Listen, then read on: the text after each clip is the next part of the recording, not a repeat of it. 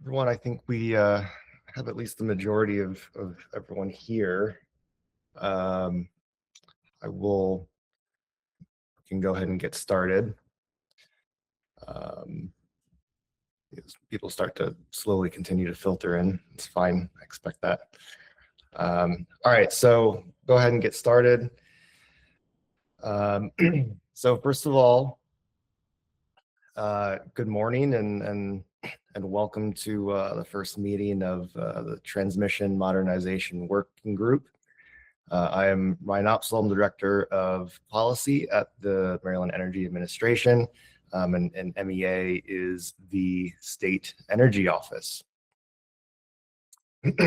So our Director Kelly Speaks Bachman, is unable to join us today, but she did ask me to share her appreciation for your willingness to share your time and expertise with this group. It's extremely valuable on this critical issue.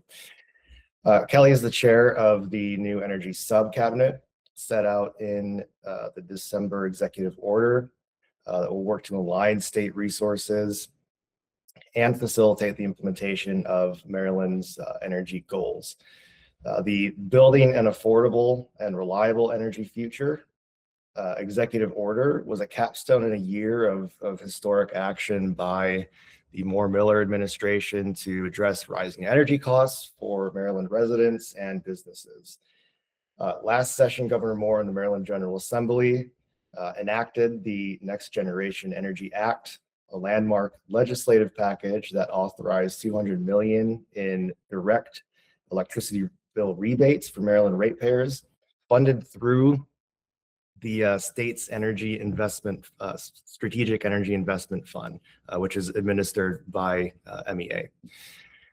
In addition, the administration has invested more than $130 million in clean energy and modernization programs last year alone. We're here today to build on that momentum and explore opportunities to continue modernizing the electric grid serving the state. The Moore-Miller administration recognizes a modern transmission system is critical to securing Maryland's energy future while maintaining the state's economic competitiveness. Today, we plan to start with a panel to provide baseline information on the sections of the executive order that will guide our work, as well as start to talk about transmission planning functions in the region.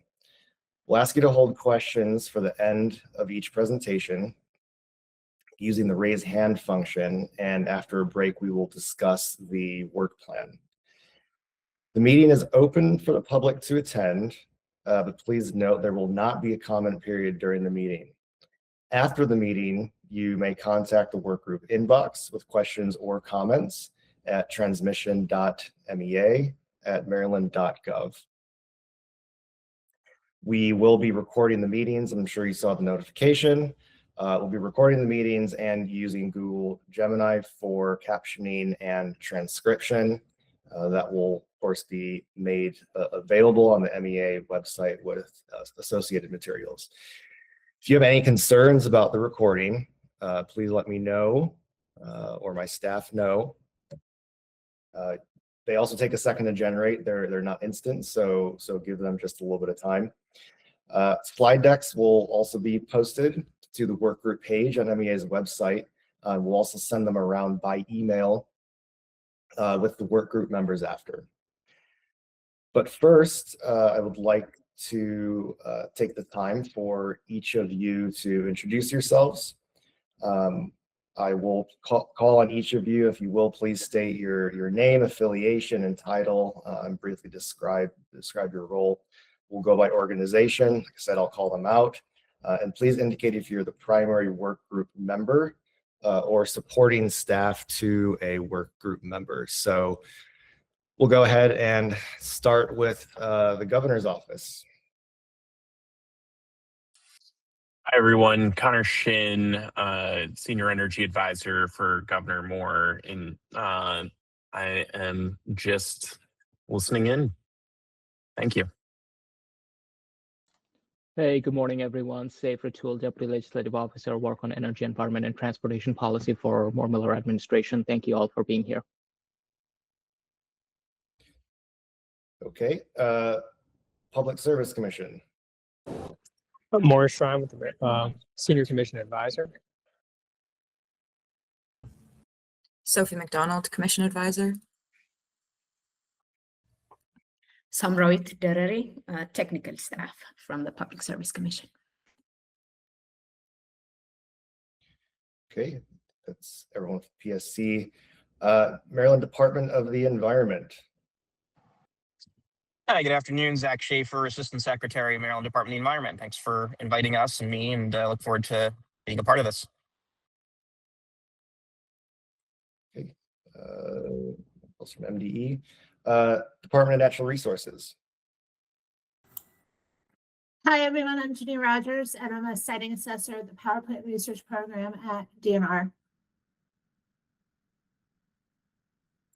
Okay, anyone else from your team, Jenny? No, that's it. Sandra McElmore is on here from MEA. Well, technically, but she had a conflict for the very beginning. She'll be back. Gotcha. Okay. All right, let's go to PJM. Hi, good afternoon, or good morning, excuse me. Tim Burtis with PJM, Director of State Policy Solutions. I'll be primary for the group. Thank you for the invitation and appreciate being with you. I believe I might have some PJM colleagues on the call as well. I'm joining by phone, so I don't know that. Thanks, Tim. Hi, Tim. Good morning, Ryan. Good morning, everybody. This is Mark Sims, Senior Manager, Long-Term Transmission Planning at PJM. Chris? Chris Callahan, Manager of Applied Innovation at PJM. Great. Okay, I think that's everyone for PJM. All right, Exelon Utilities. Hey, good morning, Ryan and everybody. I'm Dave Weaver. I'm the Vice President of Transmission Strategy at Exelon, so I have responsibility for transmission planning across the Exelon operating companies. Thanks for having us. All right. SMECO. Good morning, Ryan. This is Damon Krieger. I am a Group Vice President at Southern Maryland Electric Cooperative with responsibilities for legal strategy and sustainability. And thanks for bringing us to the table. Great. Office People's Council. Yeah, Phil Sussler, Senior Assistant People's Counsel.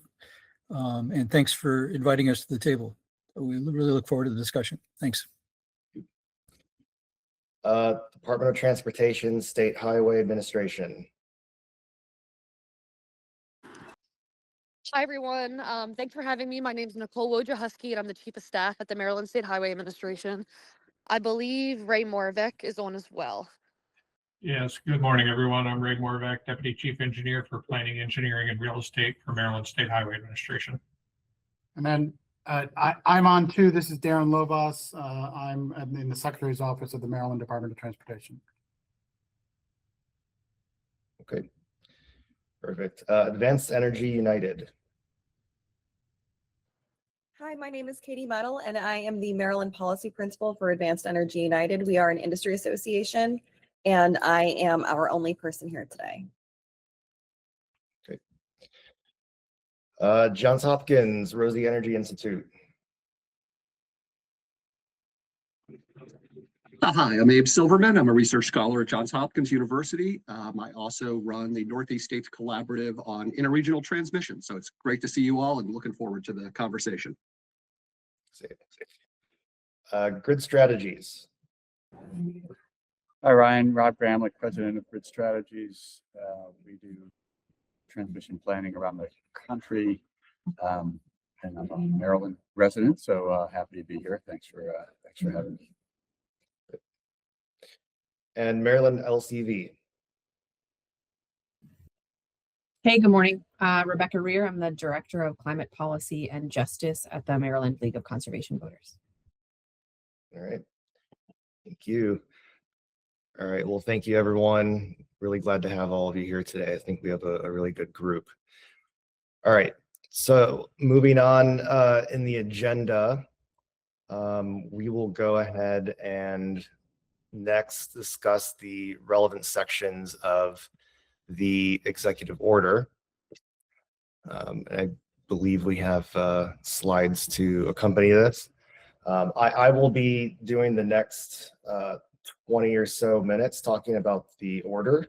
And then we're also going to zero in on deliverables and decision making as well. And at that point, I will pass it off to others to make presentations on the panel. I will say PJM today is unable to make their presentation. So I think we'll go ahead and rotate them to the second meeting. But because of that, we might be ending a little bit early today. It's just so everyone's aware. All right. So now we're going to go through the relevant sections of the executive order. So I guess we can go ahead and go to the next slide. All right. So it's section G on page 8. The order directs the chair of the Energy Subcabinet to convene a work group under the subcabinet to identify opportunities to modernize Maryland's transmission infrastructure. And subsection 1 specifies the work group membership. I think we can go to the next slide. Yep.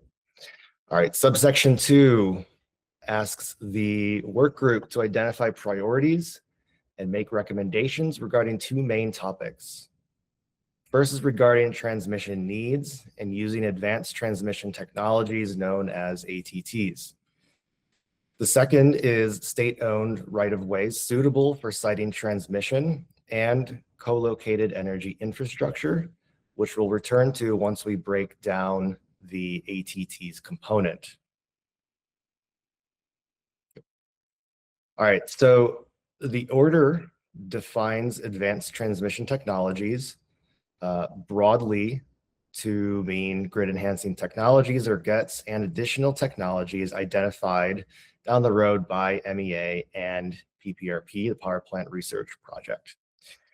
There are 4 areas of focus for the advanced transmission technologies recommendations. And the first is about mechanisms to encourage the deployment of ATTs. Go ahead and go to the next slide. We're going to zero in on that first one for a moment and then come back to the others. All right, so this paragraph basically just lists specific mechanisms for the work group to consider. So generally encouraging transmission developers to evaluate and use ATTs, creating shared savings incentive mechanisms, and of course, siting and permitting. The order further directs the work group to look at ways applicants for certificates of public convenience and necessity, also known as CPCNs, to show how they consider ATTs when planning new or upgraded facilities, and when they don't use them, explain why not. So this subparagraph also asks the group to look at requirements for deployment plans and reporting metrics. Next slide. All right, so the second paragraph is on transmission corridors and projects suitable for ATTs. That is areas where ATTs are needed to relieve congestion. The third is about making recommendations to the governor specific for a process to select ATT projects, expected benefits, and coordination with PJM planning.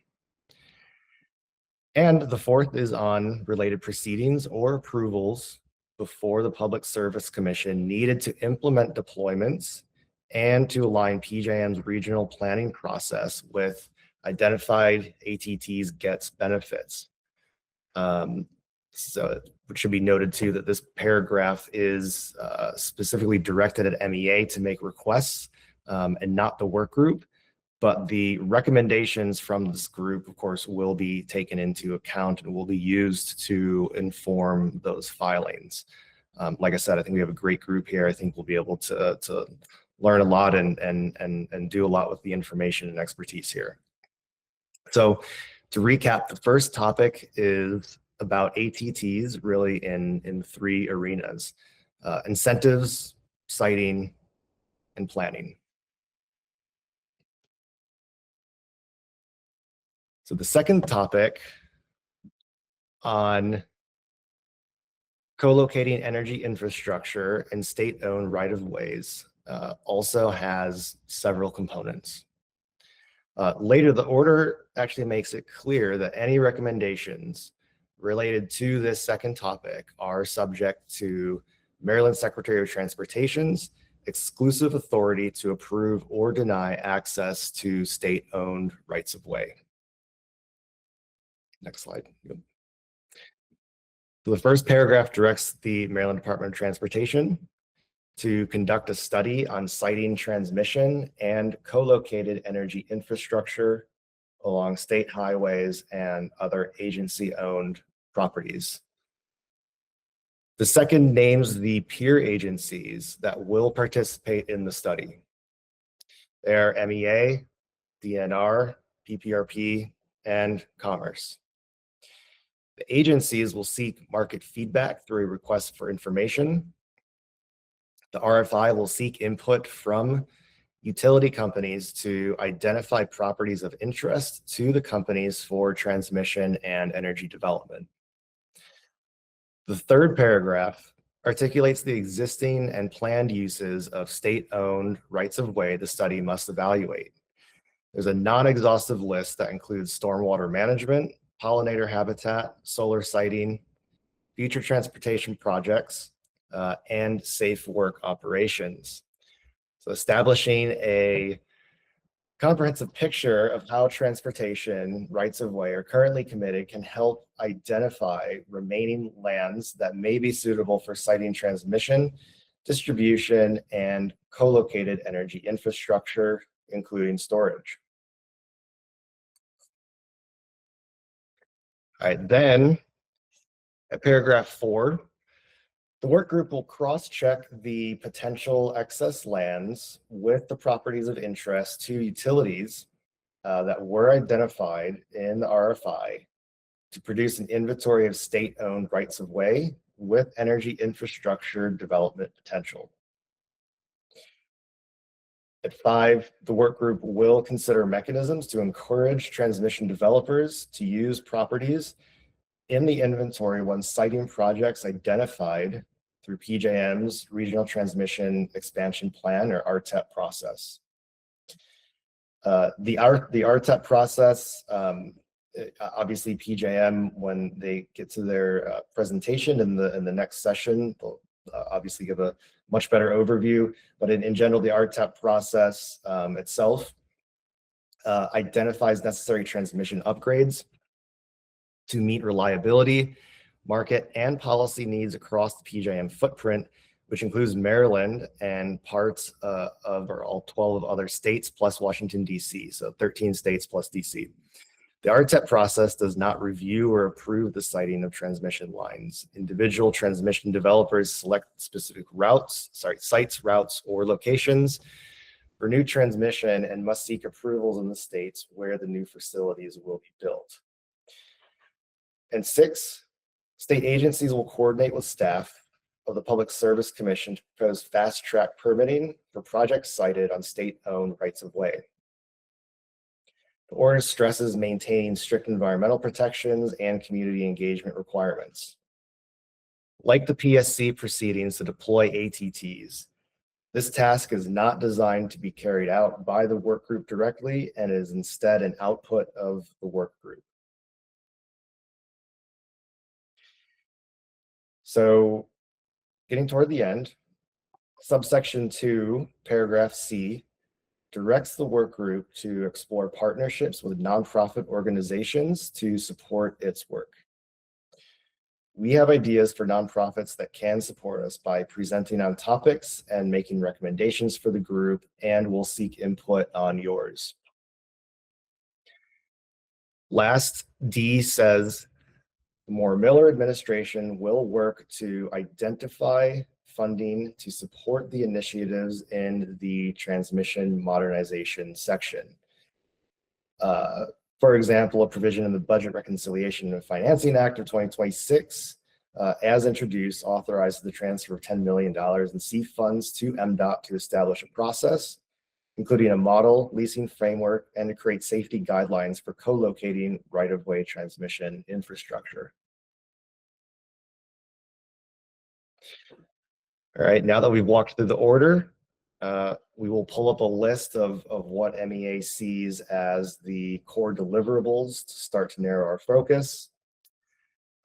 We welcome input as to whether this list is complete and accurate, and your thoughts on how we can bundle items to ensure efficient use of the work group's time.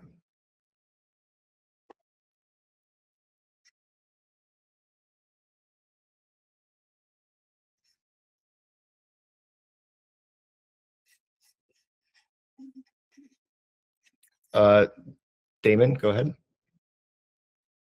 Yeah, just quick question, quick threshold question, Ryan. So just how are folks thinking about the definition of state-owned right-of-ways? And I say that as a lawyer because a right-of-way has a very specific term. Why aren't we just referring to state-owned real property interests? Because it could certainly go beyond what could be state highway corridors, for example. So as a non-lawyer, I'm probably going to defer a little bit on that and probably get back to you. But I guess is your question is why are we only focusing on sort of highways, like highway right of ways, and not other sort of state-owned properties in the state? Yes, I think at its core, to the extent that there is state-owned land out there that could be valuable for siting, it could be energy storage, it could be whatever it may be that could be relevant to this discussion. Why are we focused on right-of-ways per se? Yeah, I mean that's a good question. I think we simply see a ready opportunity there with a lot of highways running throughout the state. I think we've looked at some of the past transmission projects and developments in the state, and simply looked at that and thought that, you know, hey, a lot of the highways provide really good opportunities for alternative pathways. But I think we can go ahead and take that back to the group and also think about additional state properties as well. Thank you.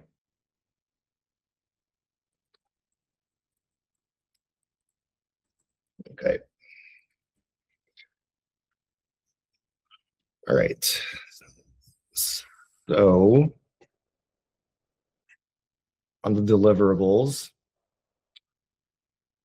and if you're unable to read this on Google, you can actually, you know, click in the section there individually and have it magnify as well. All right, so this is basically color coded by type. So on the ATT's side, the work group has 3 main tasks shown in green.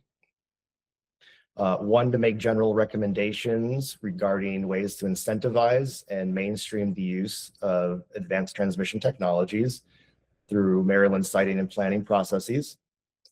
This is intended to grow the pipeline of transmission projects that use ATTs. 2 is to identify specific areas within the state where ATTs would be beneficial. And 3, recommend a process to select ATTs projects in those areas and align them with the PJM planning processes so they get deployed. All right, then in Aqua, MEA must request certain PSC proceedings accordingly. Then we have MDOT study work on co-locating energy infrastructure in state-owned rights of way, which is shown in yellow, along with leading an RFI in consultation with peer agencies for utility input, which is orange. The work group then has 2 more tasks beyond ATTs. One is to create the inventory of suitable rights of way of interest to utilities. And 2, to make recommendations regarding mechanisms to encourage transmission developers to locate projects in the inventoried properties. Right. So as we see it, those are the deliverables stemming from the EO.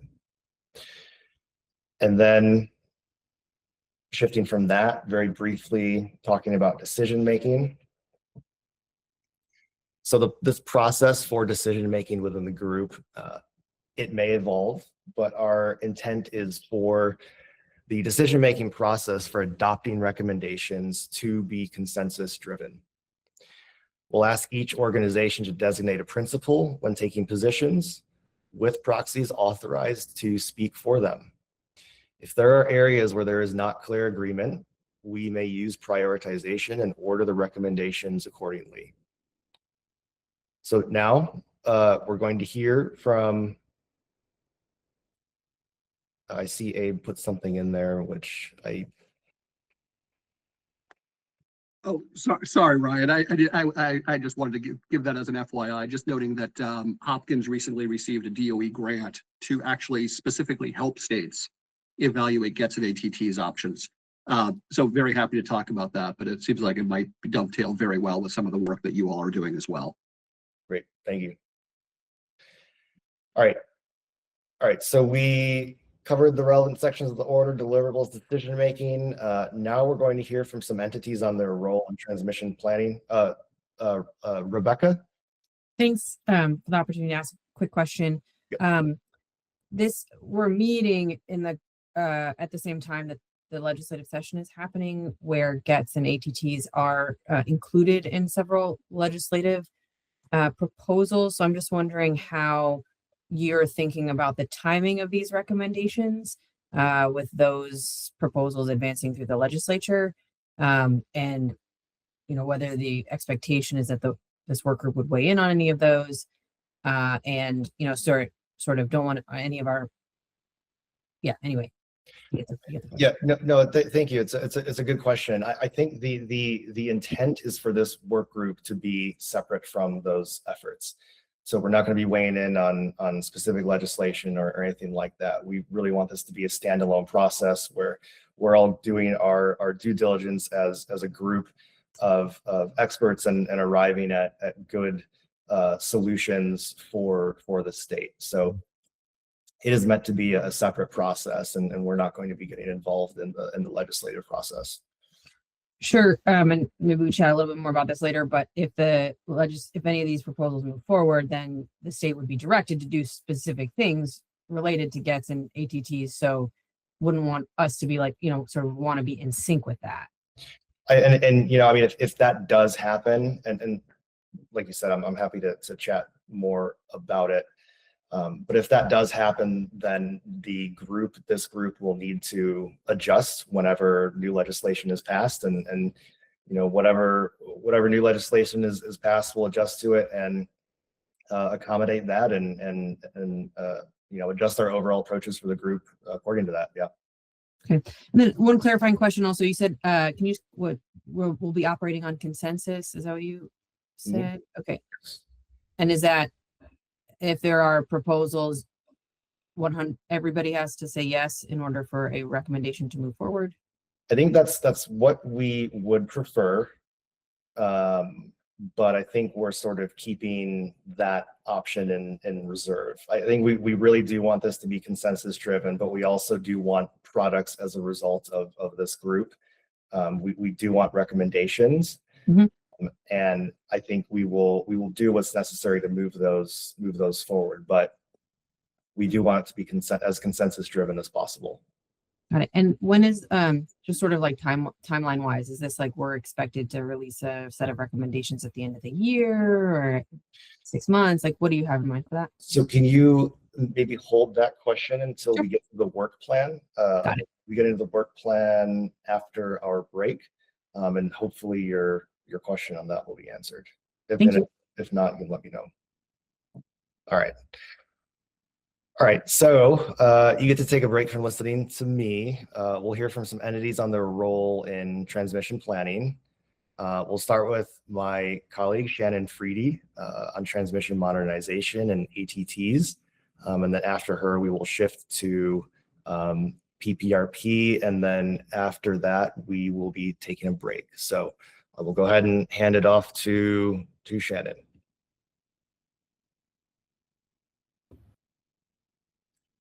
Thanks, Ryan. Good morning. Thanks, still morning. I'm Shannon Freedy. I'm an energy policy manager at MEA. I cover federal and regional issues, including wholesale markets and transmission.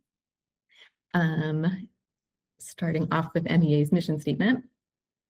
Our mission is to promote clean, affordable, and reliable energy and related emissions reductions through our policies and programs. We think this mission complements transmission modernization, given that transmission can provide resource adequacy value and facilitate the integration of new resources. Next slide, please. So a reason to elevate grid modernization in the order is that constraints are a barrier to meeting demand, reflected in rising congestion costs. Congestion occurs when available least cost energy can't be delivered to some loads because transmission facilities don't have sufficient capacity to deliver that energy. Fortunately, ATTs can help reduce congestion and allow greater use of existing infrastructure, which can reduce, although not entirely eliminate, the need for new transmission. Next slide. And each transmission limit is formulated as a constraint in the models used by system operators to clear the market and economically dispatch available resources. Should have prefaced this by saying I'm not an engineer, I am a lawyer. This is my best characterization.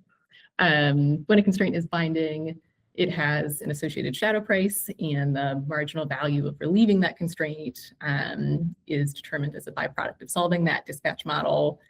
Binding constraints are primary reason we see locational prices vary within a region. Therefore, these constraints and their shadow prices can offer us information about the value of upgrading individual elements of the existing system. So we can think of congestion as the symptom and constraints as the cause. Next slide. So traveling back to 2023, this is around the time I started at MEA, DOE published a report called the National Transmission Needs Study. This assessed transmission needs through 2040 based on data available at the time.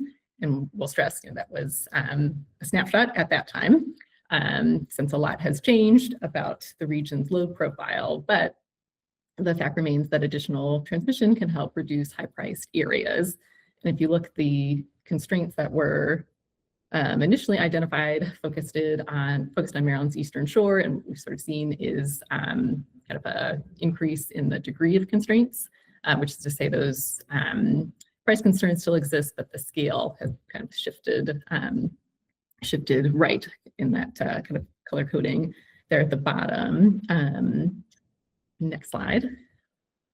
But the fact remains that DOE uses the term transmission in the report to be technology neutral, to include ATTs. And the report acknowledges the role GETs can play in optimizing the existing system and reducing the need for new builds. The study includes a recommendation that planners incorporate ATTs as part of their existing planning processes. And this is where FERC Order 1920 comes in. This was a major FERC rule around reforming long-term transmission planning. It was finalized after multi-year rulemaking, and among many other reforms, addresses ATTs specifically. So finalized 2024, it defines ATTs to include 4 types: DLR, power flow control, advanced conductors, and transmission switching. Now, the governor's order does define this term more broadly, to include ATTs and these GETs and potentially other technologies, but this is the focus of FERC in this order. And after a couple rehearing requests, FERC ultimately affirms that transmission providers must evaluate ATTs for each potential transmission facility. And here, transmission provider is PJM, or RTO for the region. And the order doesn't mandate the use of the technologies, but planners must at least consider them as potential solutions to meet identified needs. And the order kind of points out that planners often overlook or undervalue the benefits of ATTs, which can result in higher transmission rates, which are passed on to consumers. 1920 also requires transmission providers to engage with relevant state agencies to identify needs and evaluate and select new projects. And these entities in the PJM region formed a committee called the PARSEC that MEA is a member of, along with several other peer agencies led by the PSC, who are so busy this week, given NARUC. Next slide, please. During the rules development, the Brattle Group released a paper articulating the benefits of GETS. The paper found they can reduce congestion by more than 40% and can help avoid outages during construction, as well as increase capacity on new builds, sometimes referred to as pre-conductoring. Here it's GETS, but a similar concept. Next slide. This is an example of a use case by PPL. This is a transmission owner that deployed dynamic line rating on 3 historically congestion lines in Pennsylvania. These were 230 kV lines. PPL estimated a significant savings in congestion costs, and this project required PJM to work with stakeholders to identify manual changes in order to make it happen. So I think a hope that we have that we can kind of generate more success stories like this in our state, as well as kind of understand instances where these technologies were maybe considered and not pursued because of any barriers. And I think going beyond success stories, really working to kind of mainstream the adoption of these technologies within transmission planning. Next slide. Another type of advanced transmission technology we hear of is reconductoring. Likely all seen this image or held the sample crosscut at various conferences. So this is where a traditional wire with a steel core is replaced with one that has a core with more advanced materials. And a paper from a team from UC Berkeley estimated reconductoring major lines could double electric transmission capacity, so potentially significant benefits.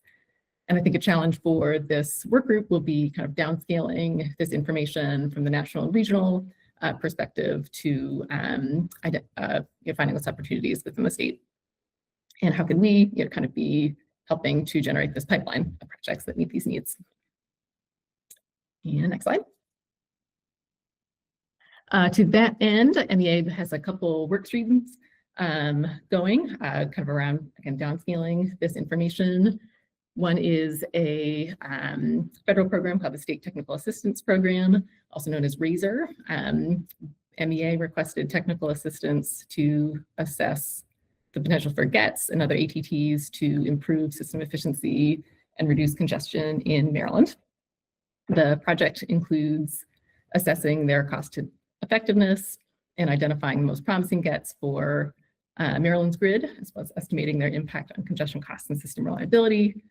The project includes a capacity building component for stakeholders to kind of improve our ability to engage in PJM's planning processes, particularly with an eye towards Order 1920, given the opportunity to advance modern transmission planning, and hopes to conclude this work by April 26th, so in the late spring.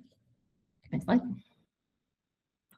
In addition, MEA participated in the Energy Resilience and Efficiency Working Group that MDE led throughout 2024. This was a product of the Climate Solutions Now Act. The working group focused on energy infrastructure and transmission efficiency. One of the recommendations was for MEA to conduct a study on the feasibility of reconductoring in Maryland. And MEA is working to complete a feasibility study will be funded by the State Energy Program base grant. The study would focus on quantifying the capacity, efficiency, cost improvements from retrofitting suitable lines and existing rights of way.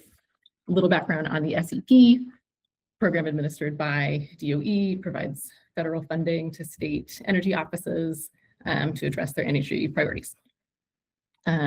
Last year, MEA began working with our partner state agency, the Maryland Environmental Service, to start developing the scope of work for the study and identify the most timely procurement pathway that can also comply with the federal requirements. We plan to pursue an RFP this spring and conduct the study in the later half of this year. So I think those are again two examples where we're thinking about identifying those opportunities, and all thinking about how can we leverage the opportunity 1920 presents. So I think once we talk through any questions or comments you have for me, I'll turn it over to Ginny Rogers of PBRP to do some scene setting on her program's transmission siting purview.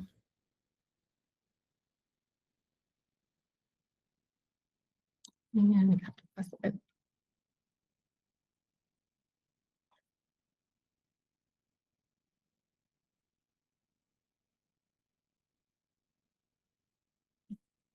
I'm employing Abe's 7-second rule.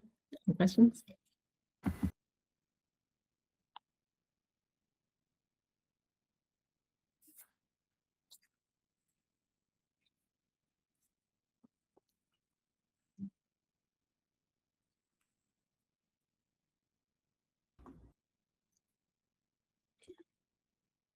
Great, so I think we're going to turn it over to Ginny, and we'll just get your slides pulled up.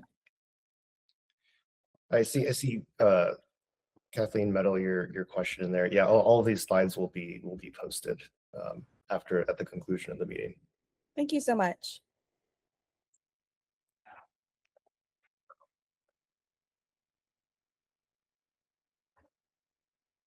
Okay, are you guys ready? You good, Shannon? I am, take it away. Okay, thank you. Hi, Shannon asked me to give an overview of exactly what the slide says of the power plant research program and the certificate of public convenience and necessity process. I'm only ever going to say CPCN again, and I think most of you are familiar with what we do and our role in all of this, but I'm just going to give a brief overview. Next slide, please. So the power plant research program itself was created in 1972, actually as a reaction to the Calvert Cliffs nuclear plant, as a one-stop shop for the CPCN review, and we serve as a vital link between the reviewing state agencies and the recommendations that we make to the Public Service Commission. We conduct a comprehensive objective assessment of generation and transmission projects, and we coordinate with the reviewing agencies, and we provide our assessment and recommendation to the Public Service Commission.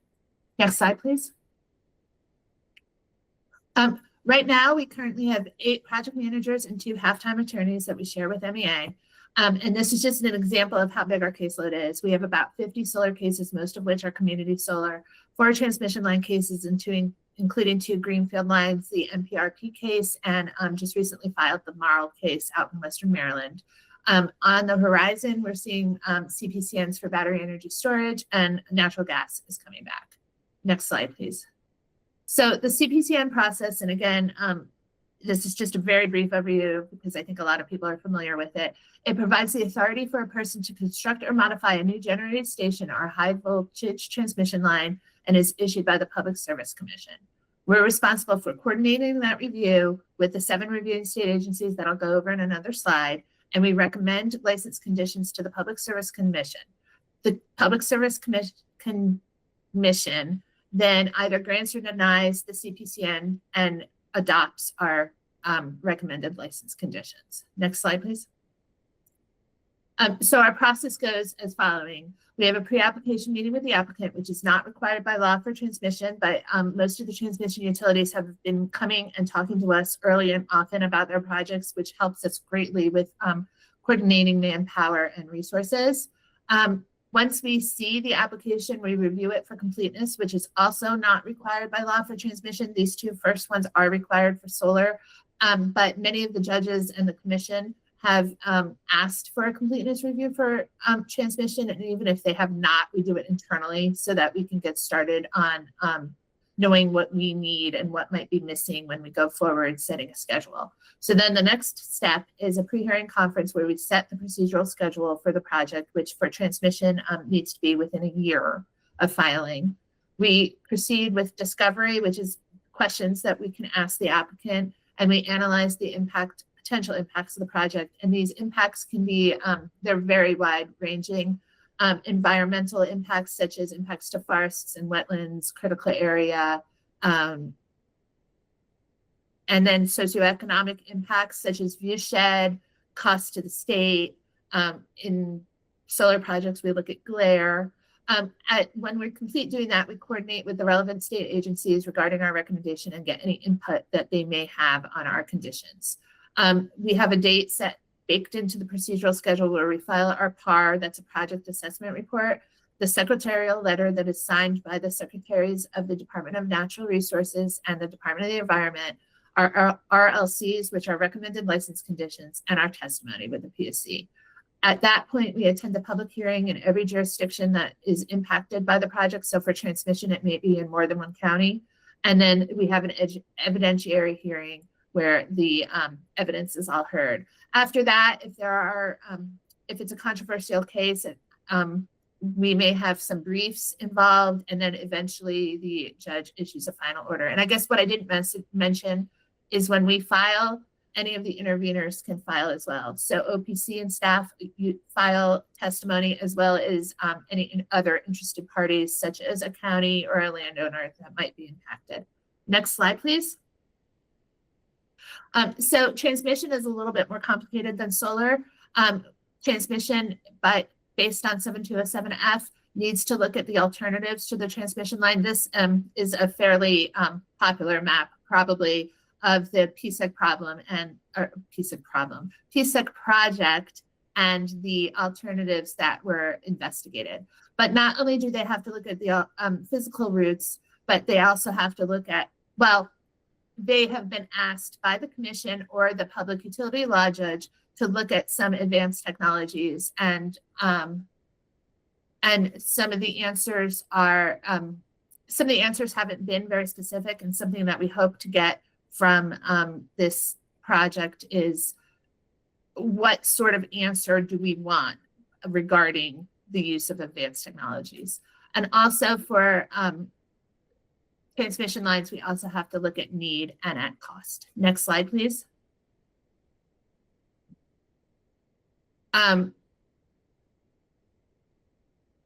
This kind of goes toward looking at the second part of the executive order, looking at state agency transportation right-of-ways, where Public Utility Article Section 7209 requires consideration of existing transmission infrastructure for the construction of a new transmission line, regardless of the ownership of the existing line. Next slide, please.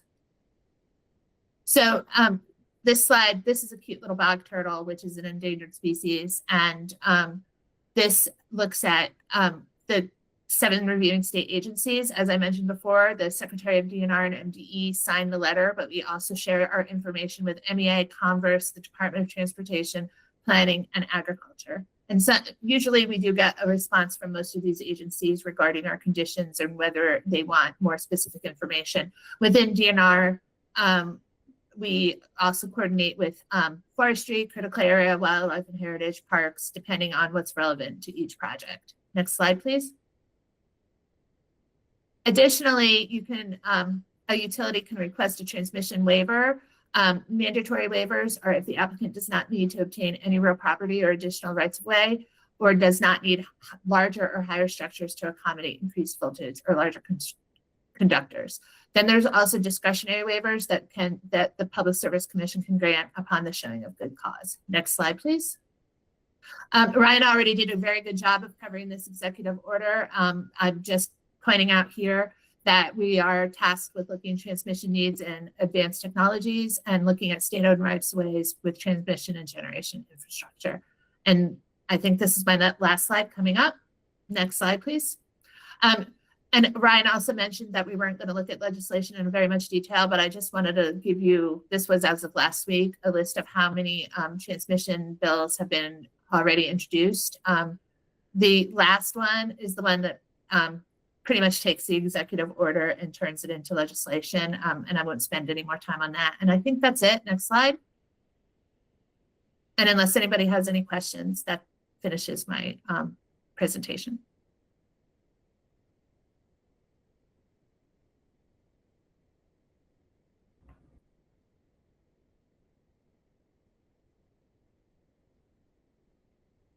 No? Okay, go ahead, Shannon. Many thanks for the presentation. I think in maybe 2 or 3 slides back, you touched on your ATT's responsibilities. Can you kind of talk through how extensive those reviews are, say relative to a typical project review, sort of what does that process look like? So they haven't been very extensive at all lately. We end up, again, I think I mentioned that either the commission or the presiding public utility law judge has been asking the utilities to provide some information on that, but of course it's not mandated. A lot of the information they provide is pretty vague right now, and it's like we looked at ATTs and GETs and we decided it was too costly, and the alternative we proposed is more efficient, the best choice, I guess. So we're hoping, again, with the executive order to be able to get more information from the utilities. And as far as I know, the utilities know that this request is on the horizon and are preparing for it. Does that help you, Shannon? It does, yes, thanks. Okay, you're welcome.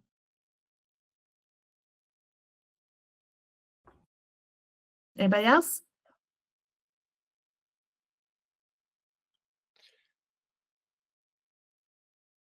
All right, thank you. Thank Jen. you. And unless there are any other questions, just one last time. All right. So that concludes the first section of presentations. So I think we're going to take a little bit of a short break now. We're going to go ahead with a 10-minute break. So we'll come back at roughly 12:05. Then we will start up again with the second half, which will focus on the work plan. All right, thank you, everyone. Okay, everyone, hopefully had a good short break. We can go ahead and get started, knock out the last part, and wrap up.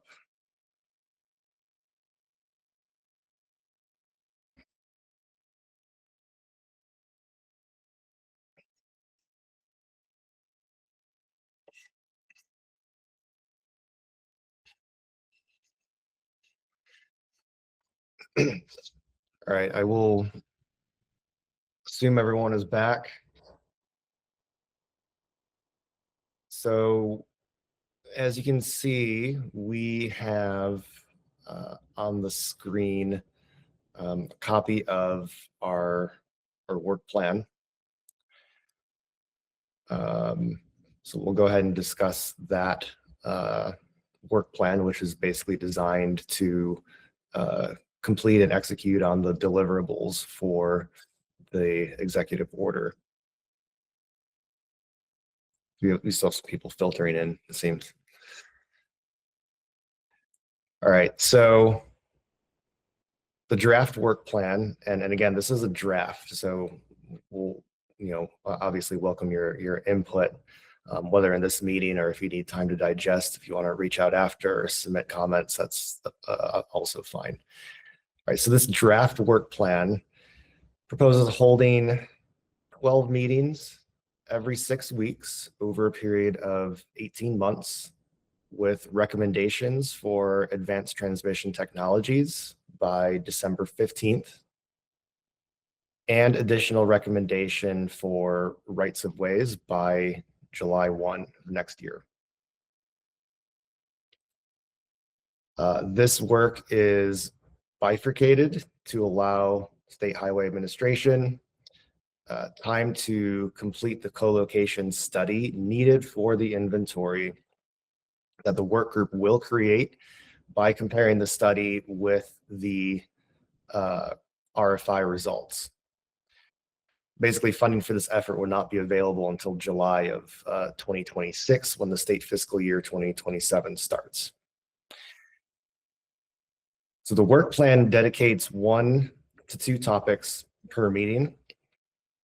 And like I said, too, we'll also need to make an adjustment, although it looks like the adjustment was already made in the work plan for PJM to be rotated to the next session as well. But generally, it will be 1 to 2 topics per meeting. We'd like to invite presenters from stakeholder groups like AMP or WATT, and may ask more of you to present your organization's work and perspectives. The work plan factors in meetings to discuss the work group's draft recommendations for both core topics before releasing them for a 1-month public comment period. Then the work group will meet to discuss any feedback received and again to discuss the final recommendations before delivering them to the governor. The work group also tentatively plans to produce an interim report in July, ahead of when PJM is expected to open a competitive proposal window for the 2026 RTEP from roughly July to September 2026.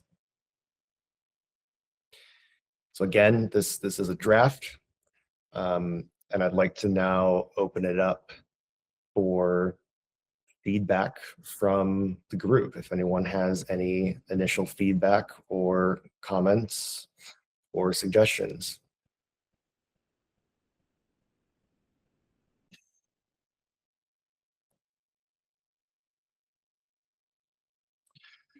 Rob, go ahead.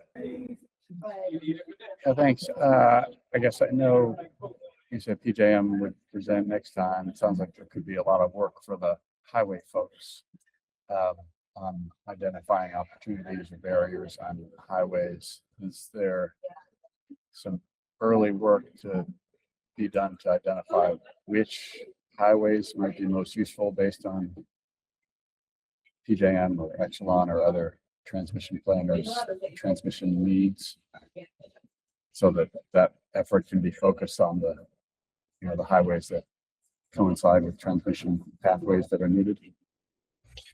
So I think, right, your question is primarily for utilities and planners to see if they can identify any potential highways in their territories. Yeah, I mean, anybody who can do that, they are certainly better equipped than anybody to make that identification. Okay, well, luckily we have an excellent group to convene here, so I'll go ahead and ask any planners or utilities out there that might have an answer to that.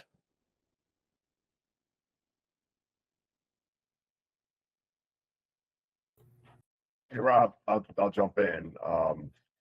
Obviously, you're well aware of the competitive paradigm we're in, right? So I'll be quite frank, it's a challenge for me to come forward and talk about where we would see potential opportunities for transmission build when PJM operates the competitive model in a sponsorship approach, right? Which means they go and look for, they're going to award a project based on where you're going from point A to point B and what's the most effective solution, right? So if I come forward and start talking about what I think are good places to site transmission, that informs the entire competitive body on where, transmission opportunities are best suited.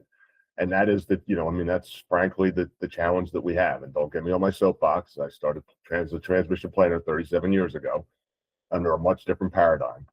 But that said, I think, I think there are definitely approaches, right, where you could talk about, proximity to facilities, proximity to the economic development, and what might make sense. But in terms of specifically calling out and, trying to leverage a long-range planning study and identifying point A to point B would put us at honestly, would put us at a competitive disadvantage for the next open window. Thanks, Dave. That's actually that's extremely helpful. Rob, I think that answers your question. Yeah, I mean, it's a great point. It's a huge problem. And I mean, maybe, I don't know if somebody from PJM is on there can comment, but are they able to identify pathways that could be useful? I mean, my sense from the transition business is that there's sort of a huge chicken and egg. Most developers just say, forget about it, highways are impossible.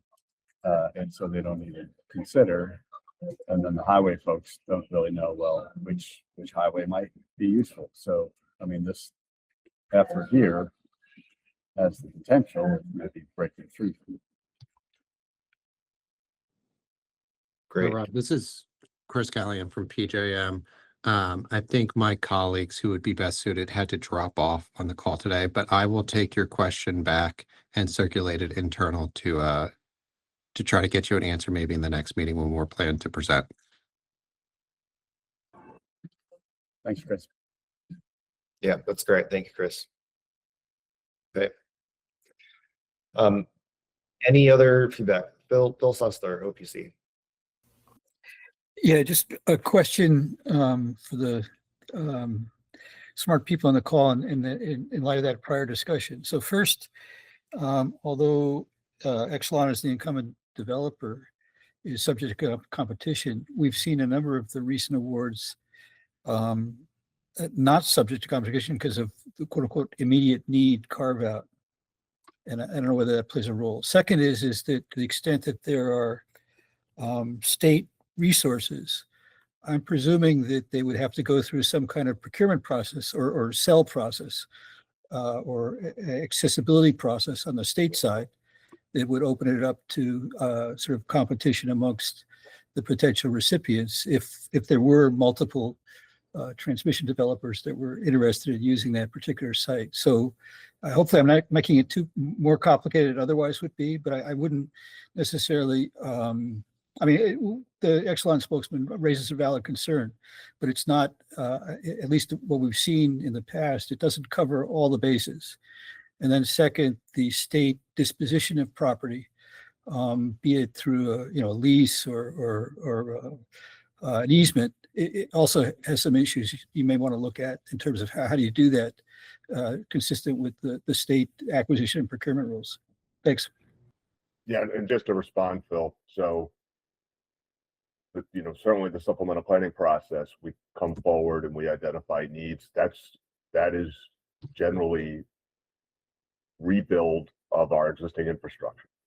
And we provide that information to PJM in terms of when that equipment's at end of life, and whether there's an intersection with the right sizing opportunity for rebuilding that infrastructure. If we're rebuilding a transmission line, to build it for higher capacity, and that's the whole discussion around using advanced conductors and getting more capacity and comparing the additional capacity you're getting on the infrastructure versus the added cost, because frankly there is added cost. And added cost in a competitive space is another challenge that has to be dealt with, right? Because if you want to go after advanced conducting, you want to pay for it in a competitive environment, you may not have folks that are willing to put forward those additional upfront costs for long-term benefit because they're trying to win the competitive opportunity. The other thing I'll say is that you mentioned immediate need, and you're probably referencing Brandon Shore. And yeah, we actually, in the middle of a competitive window, my planning staff had to literally change gears and direction and figure out how we were going to resolve the reliability issues as a result of the Brandon Shore's retirement. And so we went through analysis actually at that time to figure out what projects would address the Brandon Shore versus the other reliability issues PJM was identifying during that competitive window when that announcement was made. So again, if we're talking about identifying greenfield opportunities, that's a challenge for us in the space of a competitive environment. It's not an issue for us if we're talking about rebuilding our existing infrastructure through the supplemental planning process or are responding to an immediate need issue that comes up. Thank you very much for that insight. And on the state procurement side, I'll defer to folks on the call who probably have a lot more experience and are thinking about how to onboard state easement granting or right-of-way granting. But it likely is something you're going to need to check the box on at some point. Right. Well, I'll put it out to the group if there's anyone on the call that maybe has a response to that. That might be one that we need to take back for another meeting, though.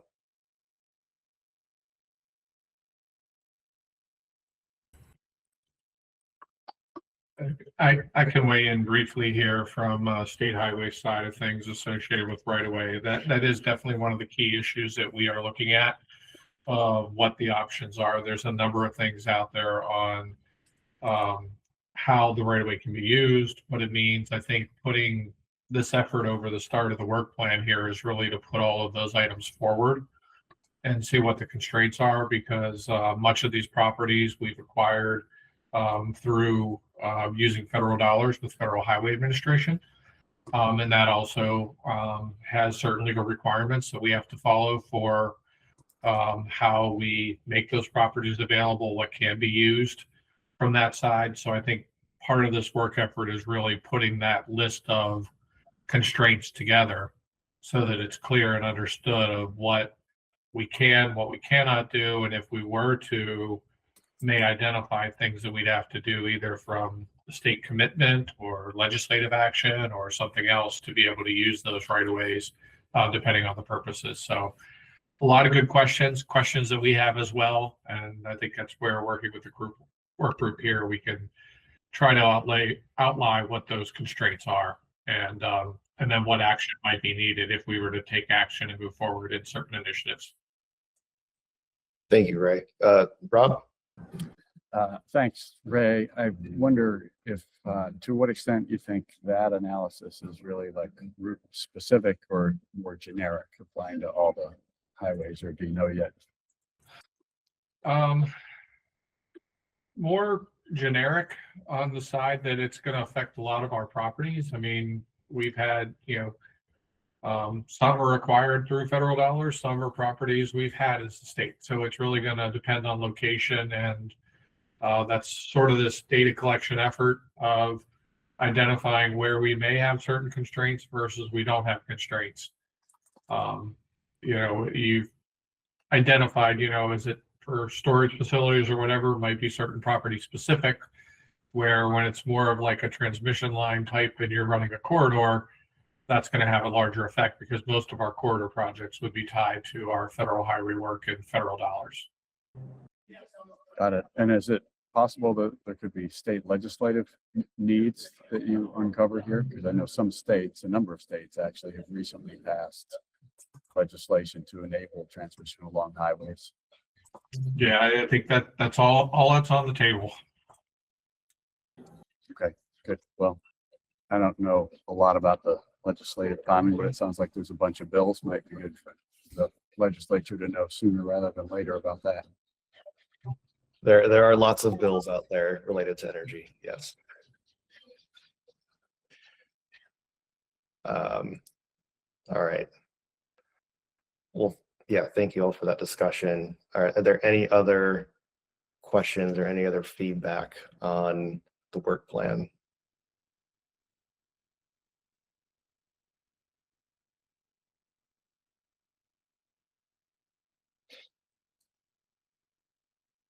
Are there, I guess, looking at the work plan, and again too, if you need to take this back and digest and think it over, that's also fine. But are there any other, workflows or filing deadlines or anything else like that? Any other conflicts that should be taken into account for this work plan? We're trying to minimize that as much as possible. I understand, especially for those involved in the Maryland legislative session, there's a lot going on right now, but we wanted to get started on this as soon as possible. But I think outside of that, are there any other items that we should be aware of that might present a potential conflict? Ray? Yeah, I just want to put out there, I think it'd be helpful, you may be embedded in your work plan, just want to make sure it's covered. One of the things when we look at this for available right-of-way or needs is getting a good understanding of, and I'll admit coming from the highway side and not the energy side, sort of what right-of-way is needed from the utility side. What are we talking as far as the width of the corridor needed, in order to be placing, what sort of areas we have to have around that for, a dynamic envelope or whatever with the utility lines, to make sure that as we're looking at this, the earlier we can get that helps us identifying where there are or not these opportunities so that we don't have any conflicts with our operations of the transportation facilities.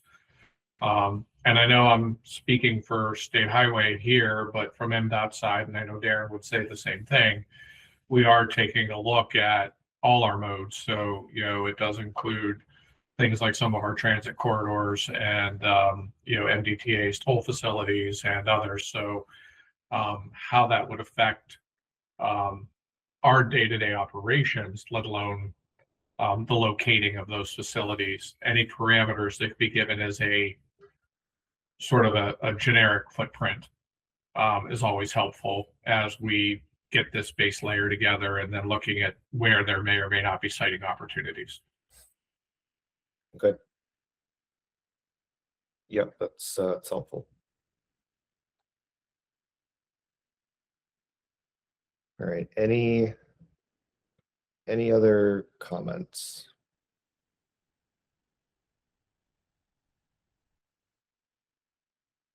I mean, I'll just add that, Ray, happy to help with that, right? I mean, I think we can provide information around for various voltage classes, what rights uses look like.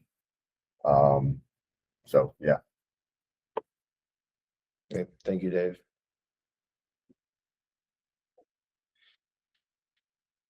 All right.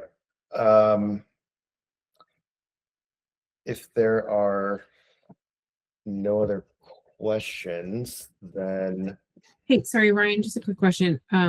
This is one working group. Can you just put us in the context of the advisory council and other work streams that were created by the executive order and how that's working together? yeah, I mean, that's well, first of all, in terms of scheduling, I think we're trying to not overlap. However, this working group is the first one up. That was also partially because it had a tighter timeline to get going.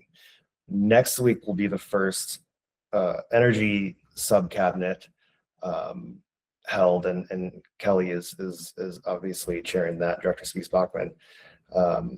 And frankly, off the top of my head, I'm actually not sure about the schedule for the advisory council. I don't know if maybe Shannon, you wanted to weigh in on that. I think you maybe have more information on that, but if not, happy to get that information for you. But I think in general, right, this working group is going to be working to inform those efforts and especially inform what goes on at the energy subcabinet, for instance, in addition to other things. So it's definitely, we definitely here want to be sort of a producer of information and knowledge and solutions for the state going forward. So wherever that information can be made available and be of use, I think we're quite happy to provide that. But we're definitely going to be providing information to the sub cabinet. Did that answer your question, Rebecca? Yeah, thanks.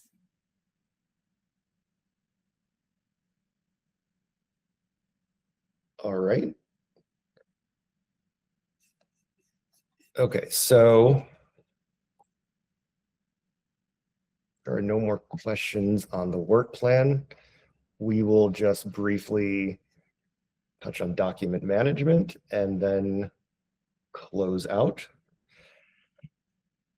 So in terms of document management, our intent is to maximize the use of our own time together, but you should expect some follow-up to meetings and pre-meeting surveys. So yes, I'm sorry, this work group does come with a little bit of homework included. Because we have a mix of people in state government and private and nonprofit sector, we're limited on document storage using platforms like Google Drives. So that means for now, the offline work will be primarily driven by email. So when we circulate a draft document for feedback, please use track changes and indicate your organization in the title so we can properly track everyone. Word or PDF is fine, provided the PDFs are editable and not just simply, flattened scans or copies. So one other wrinkle is the dedicated transmission work group inbox does not have a calendar function. So please look out for scheduling emails from Shannon Freedy's MEA email address. So they will be coming directly from her.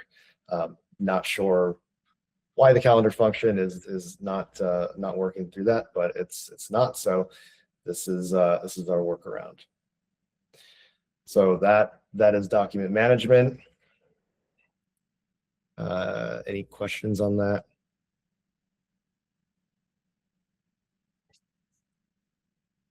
All right. Well, I'll go ahead and close it out. So just to quickly recap, we MEA, Governor's Office, we are extremely appreciative for the participation of everyone in this group. I think, we already had some interesting discussion and items to follow up on for the next meeting, just in the discussions that we just heard. So this is really great. We appreciate everyone for your participation in this first of several meetings that we will be having together. Overall, right, we made introductions. We took a closer look at the governor's executive order. We identified the major work products that the group will collaborate on. We also got background information from MEA and from PPRP, specifically PPRP on their role right in modernization of the grid, and how they evaluate during the CPCM process. And we will, of course, continue to build on that information over time. Then we walked through the proposed work plan that will guide the group and provided a tentative time frame for completing its work. Again, please, after the meeting, please take some time to review that and make sure that everything makes sense. It is a draft plan. And in general, right, we talked about providing feedback on the work plan as a follow-up to the meeting so the next meeting should be slated for March 24th. And again, too, on the document management, we went over how we're going to be circulating and editing those documents for input. So be on the lookout for that information. Please have a look at that work plan whenever you have a chance. Any other questions, please go ahead and reach out to either the transmission box or myself. And thank you again for everyone being here. I look forward to working with you all, and we'll see you on March 24th. Thank you. Thank you. Thank you. Thank you.